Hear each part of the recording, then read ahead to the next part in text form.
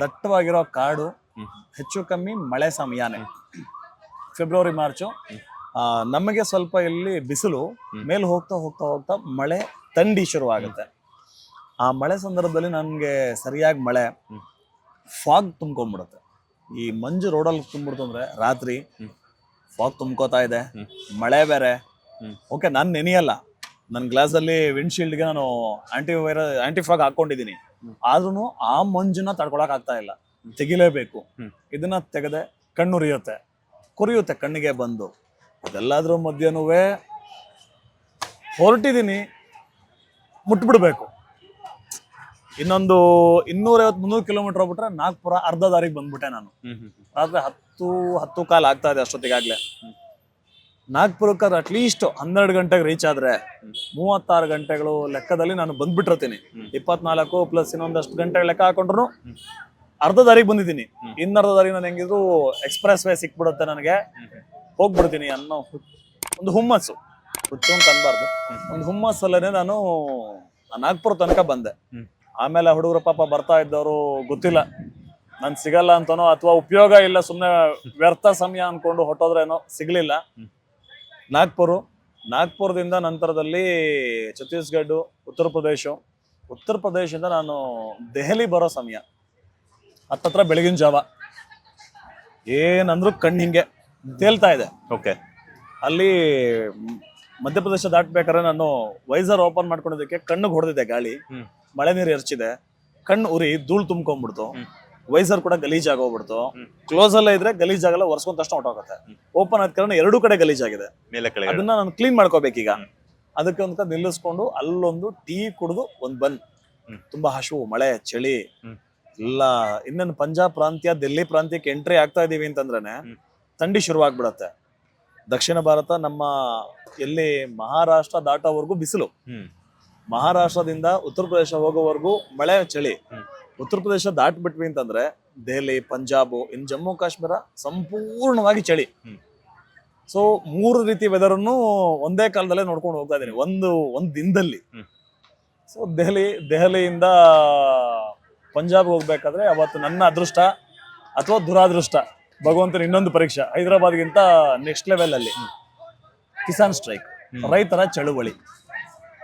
ಹಿಂದಿನ ದಿನ ನೋಡಿದೀನಿ ನಾನು, ಚಳುವಳಿ ಸ್ವಲ್ಪ ಕಡಿಮೆ ಆಗಿದೆ, ಅದೆಲ್ಲ ಒಂಚೂರು ಗೊತ್ತಾಗ್ತಾ ಇತ್ತು. ನನ್ನ ಸ್ನೇಹಿತ ಜೊತೆ ಕಮ್ಯುನಿಕೇಟ್ ಅಲ್ಲಿ ಇದ್ದೆ ನಾನು, ಅವ್ನು ಹೇಳ್ತಾ ಇದ್ದ ಸ್ವಲ್ಪ ಕಡಿಮೆ ಇದೆ, ಹೋಗ್ಬೋದು ಅಂತ.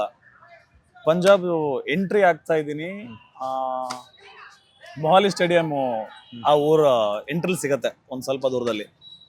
ಅದೃಷ್ಟ ಹೆಂಗಂದ್ರೆ ರಾಜ್ಯಪಾಲರು ಅವತ್ತು ಪಾಸ್ ಆಗ್ತಾ ಇದಾರೆ ಅಂತ ಹೇಳಿ ನಿಲ್ಸಿದ್ದ ಧರಣಿ, ಆ ಸ್ಟ್ರೈಕ್ ಅನ್ನ ಮತ್ತೆ ಮಾಡ್ಬಿಟ್ಟು ಒಂದು 3-4 ಕಿಲೋಮೀಟರ್ ಟ್ರ್ಯಾಕ್ಟರ್ಗಳನ್ನ ರೋಡ್ಗೆ ಅಡ್ಡ ಹಾಕ್ಬಿಟ್ಟಿದ್ದಾರೆ.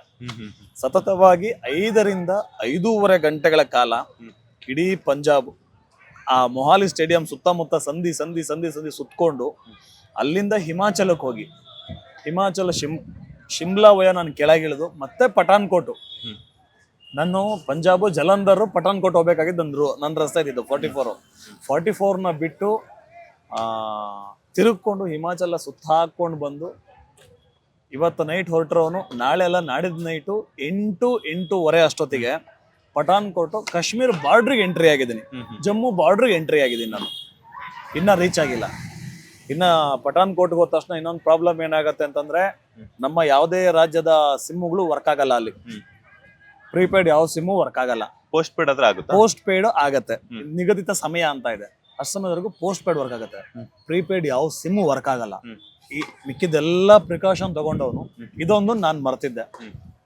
ಆಫ್ಲೈನ್ ಮ್ಯಾಪ್ ಮೊಬೈಲ್ ಅಲ್ಲಿ ಹಾಕೊಂಡಿದ್ದೆ, ರೂಟ್ ಗೊತ್ತಾಗ್ತಾ ಇದೆ, ಯಾವ್ದು ಕಾಲ್ ಬರ್ತಾ ಇಲ್ಲ, ಯಾರ್ದು ಮೆಸೇಜ್ ಬರ್ತಾ ಇಲ್ಲ. ಅಟ್ಲೀಸ್ಟ್ ಇವಾಗ ನೋಟಿಫಿಕೇಶನ್ ಎಲ್ಲಿದೆ ಅಂತ ಕೇಳಕ್ಕಾದ್ರು ನಂಗೆ ಮೆಸೇಜ್ ಮಾಡ್ತಾ ಇದ್ರು, ನಾನು ಡಿಸ್ಪ್ಲೇ ನೋಡ್ಕೋತಾ ಇದ್ದೆ, ನಾನು ಗೊತ್ತಾಗ್ತಾ ಇತ್ತು ನಂಗೆ.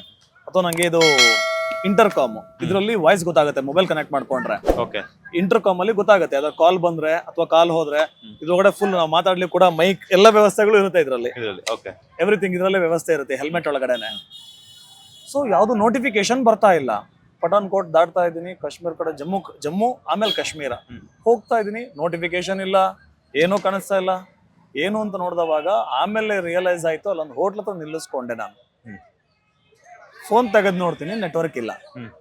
ಯಾರನ್ನ ಕೇಳಬೇಕು, ಹತ್ತತ್ರ ರಾತ್ರಿ ಆಗ್ತಾ ಇದೆ. 8 ಗಂಟೆ ಆಗಿದೆ, ನಾನು ಪಠಾನ್ಕೋಟ್ಗೆ ಎಂಟ್ರಿ ಆಗಿದ್ದೀನಿ 8-8:30. ಇಲ್ಲಿಂದ ಇನ್ನೊಂದು 2-3 ಗಂಟೆಗಳ ಕಾಲ ಜರ್ನಿ ಇದೆ ನಂಗೆ. ಶ್ರೀನಗರ ರೀಚ್ ಆಗ್ಲೇಬೇಕು, 44 ನಾನು ಹೋಗ್ಲೇಬೇಕು, ಬೇರೆ ದಾರಿ ಇಲ್ಲ, ಹತ್ಬಿಟ್ಟಿದ್ದೀನಿ. ರಸ್ತೆ ಗೊತ್ತಾಗ್ತಾ ಇಲ್ಲ. ಈ NH ಕನ್ಸ್ಟ್ರಕ್ಷನ್ ಆಗ್ಬೇಕಾದ್ರೆ ಡೈವರ್ಟ್ ಮಾಡಿರ್ತಾರೆ. ಡೈವರ್ಷನ್ ತಗೊಂತೀನಿ, ವಾಪಸ್ ಬಂದು ಸೇರ್ಬೇಕಾದ್ರೆ ಸಮಯ ಆಗತ್ತೆ. ಜಮ್ಮುನಲ್ಲಿ ಏನಿಲ್ಲ ಅಂತಂದ್ರು ಅದೊಂದು ಮಂದಿ ರೈಡ್ ಕಂಪ್ಲೀಟ್ಗೆ ಒಂದು ಆ್ಯಪ್ ಇದೆ. ಓಕೆ. ನಾನು ಅಪ್ಲೈ ಮಾಡಿದಾಗ ಅವ್ರೊಂದು ಆ್ಯಪ್ ಕಳಿಸಿದ್ರು. ಅದರಲ್ಲಿ ಇದೆ ಒಂದಷ್ಟು ಲೈನುಗಳು. ಒಂದೇ ಜಾಗನ 4-5 ಸಲ ಸುತ್ತಿದ್ದೀನಿ ನಾನು. ಉದಾಹರಣೆಗೆ ಇದೊಂದು ಜಾಗದಲ್ಲಿ ಇದೀವಿ ಅಂದ್ರೆ ಇಲ್ಲಿಂದ ಒಂದು ರಸ್ತೆ ಹೋಗಿದೆ, ಆ ಕಡೆ ಹೋಗಿ ಮತ್ತೆ ಇಲ್ಲಿಗೆ ಬರ್ತೀನಿ, ಹೋಗ್ಬಿಟ್ಟು ಮತ್ತೆ ಇಲ್ಲಿಗೆ ಬರ್ತೀನಿ. ಹತ್ತತ್ರ ಒಂದು 3/4 ಗಂಟೆ ಸಮಯ ವ್ಯರ್ಥ ಆಯ್ತು. ಅದು ರಾತ್ರಿ ಆಗಿರೋ ಕಾರಣ ಜನ ಸಿಗ್ತಾ ಇಲ್ಲ, ಕನ್ಸ್ಟ್ರಕ್ಷನ್ ಧೂಳಿದೆ. ಹಾಗೂ ಅಲ್ಲೊಂದು ಹೋಟ್ಲ್ ಹತ್ರ ಹೋಗಿ ನಿಂತಾಗ ಅಲ್ಲೊಬ್ರನ್ನ ಕೇಳಿದೆ ಹೇಗ್ ದಾರಿ ಅಂತಂದೆ. ಈ ಬ್ರಿಡ್ಜ್ ದಾಟೋವರೆಗೂ ನಿಧಾನಕ್ಕೆ ಹೋಗಿ, ಬ್ರಿಡ್ಜ್ ದಾಟಿದ್ಮೇಲೆ ನಿಮ್ಗೆ ಒಂದೇ ರೋಡು. ಆ ಬ್ರಿಡ್ಜ್ ಹತ್ರ ಹೋಗ್ಬೇಕಾದ್ರೆ ಸುತ್ತ ಹಾಕೊಂಡು ಕೆಸರು ಮಳೆಲ್ಲ ಒಡ್ಡಾಡ್ಕೊಂಡು, ಫೋನ್ ಇಲ್ಲ, ಆಫ್ಲೈನ್ ಮ್ಯಾಪ್ ಅಲ್ಲಿ ಜಸ್ಟ್ ರೋಡ್ ನ ಮಾತ್ರ ತೋರಿಸ್ತಾ ಇದೆ, ಇನ್ನೇನು ತೋರಿಸಲ್ಲ. ಅದು ಏನ್ ಬ್ಲೂ ಲೈನ್ ಆನ್ ಆಗಿರುತ್ತೆ ಅದನ್ನ ಮಾತ್ರನೇ ತೋರಿಸುತ್ತೆ, ಅಕ್ಕಪಕ್ಕ ಏನ್ ನಡೀತಾ ಇದೆ ಅದೆಲ್ಲ ಏನು ತೋರಿಸಲ್ಲ ಆಫ್ಲೈನು. ಸೊ ಇಷ್ಟೆಲ್ಲ ಪಲ್ಟಿ ಹೊಡೆದು ಕೊನೆಗೂ ರಾತ್ರಿ ಅರೌಂಡ್ 1 ಗಂಟೆ ಇರಬಹುದೇನೋ ಬಾರ್ಡ್ರಿಗೆ ಅನ್ಕೊಂಡಂಗೆ ಕಾಶ್ಮೀರ್ ಬಾರ್ಡ್ರ್ ಸೇರಿದ್ದೆ. ಸೊ ಇದು ಕನ್ಯಾಕುಮಾರಿಯಿಂದ ಕಾಶ್ಮೀರದ ಪಯಣ. ಲೇಟೆಸ್ಟ್ ಹಾಗೂ ಇಂಟ್ರೆಸ್ಟಿಂಗ್ ಸುದ್ದಿಗಳಿಗಾಗಿ ಬಾಸ್ ಟಿವಿ ಕನ್ನಡ ಚಾನೆಲ್ನ ಸಬ್ಸ್ಕ್ರೈಬ್ ಮಾಡಿ. ಹಾಗೆಯೇ ಬೆಲ್ ಐಕಾನ್ ಪ್ರೆಸ್ ಮಾಡಿ. ಇದರ ಜೊತೆಗೆ ಫೇಸ್ಬುಕ್, ಇನ್ಸ್ಟಾಗ್ರಾಮ್, ಎಕ್ಸ್ನಲ್ಲೂ ಮಿಸ್ ಮಾಡದೆ ಫಾಲೋ ಮಾಡಿ.